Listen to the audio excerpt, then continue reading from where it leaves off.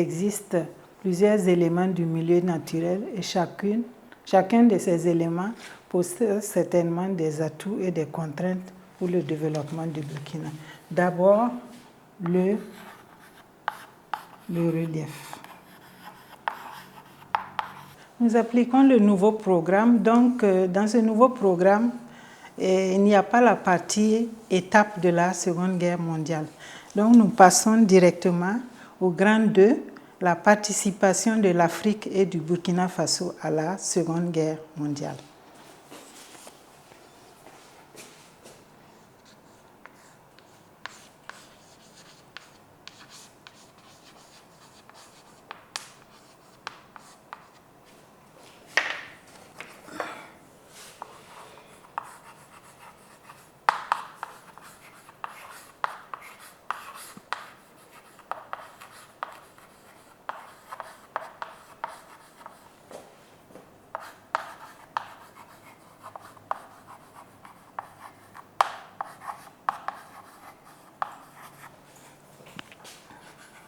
La participation de l'Afrique et du Burkina Faso à la Seconde Guerre mondiale.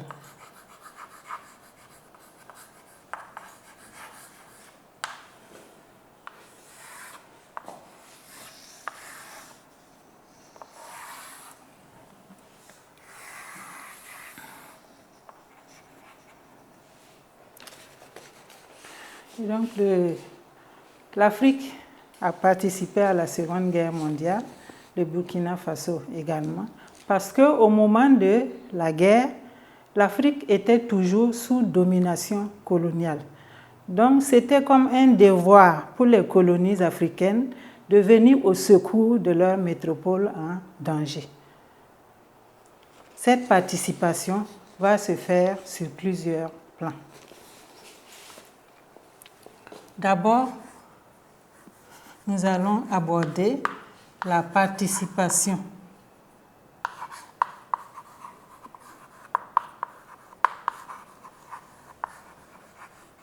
de l'Afrique.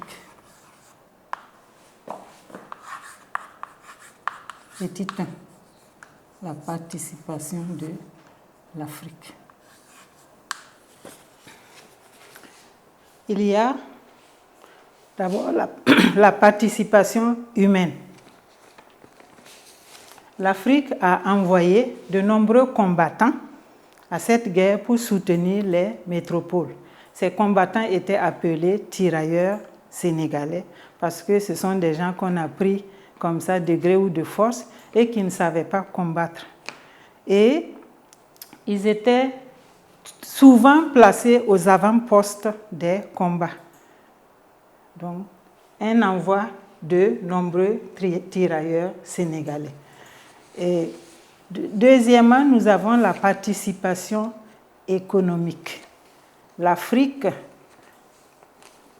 a été un fournisseur de matières premières parce que beaucoup de ressources ont été extraites du sous-sol pour être acheminées vers les métropoles européennes et même américaines. On peut citer l'uranium qui a été utilisé pour la fabrication de la bombe atomique et qui a permis de mettre fin à la guerre, utilisé par les États-Unis d'Amérique. Il y a eu aussi d'autres matières premières minières comme l'or, le cuivre, etc. L'Afrique a également envoyé des vivres, c'est-à-dire des céréales, des tubercules, des légumes pour contribuer à l'alimentation des combattants. L'Afrique a également envoyé une main-d'œuvre parce que parmi les combattants, certains étaient utilisés comme main-d'œuvre, comme chauffeurs, comme porteurs, comme infirmiers, etc. On peut souligner également une participation stratégique. L'Afrique a été un terrain de combat. On s'est battu en Afrique du Nord, en Afrique au sud du Sahara. En Afrique du Nord, on peut citer l'Algérie, l'Égypte, la Tunisie, le Maroc. En Afrique au sud du Sahara, le Sénégal, le Cameroun, le Togo, etc. L'Afrique a été également un lieu où se sont préparés des débarquements qui ont permis, donc un lieu de préparation et de départ de débarquement, qui ont permis de libérer les Alliés. Nous avons, par exemple, le débarquement de Sicile, au sud de l'Italie. Ça a été préparé en Afrique et parti de l'Afrique. La proximité de l'Afrique du Nord avec l'Europe a facilité les choses.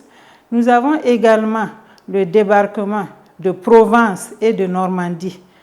Ça, c'est en France, ça a permis de libérer la France.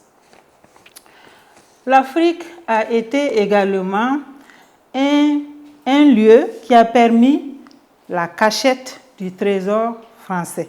Parce que la France a été occupée par les fascistes allemands de 1940 à 1944. Et conformément aux principes des fascistes, il fallait exploiter les ressources des territoires occupés. Donc la France, pour éviter le pillage de ces ressources, a choisi le Mali, notamment Caille au Mali, pour cacher son or. Et toujours dans la partie stratégique, le général de Gaulle, qui s'était réfugié, parce quand la France était occupée, la France est divisée en deux. Il y avait ceux qui voulaient continuer la guerre, dont le général de Gaulle, qui s'est réfugié d'abord à Londres et ensuite qui est venu en Afrique à Alger. Et c'est à partir d'Alger qu'il a mené sa résistance et il a formé son gouvernement provisoire de la République française à partir d'Alger. Donc, l'Afrique a contribué à cette seconde guerre sur 3 plans, humain, économique et stratégique.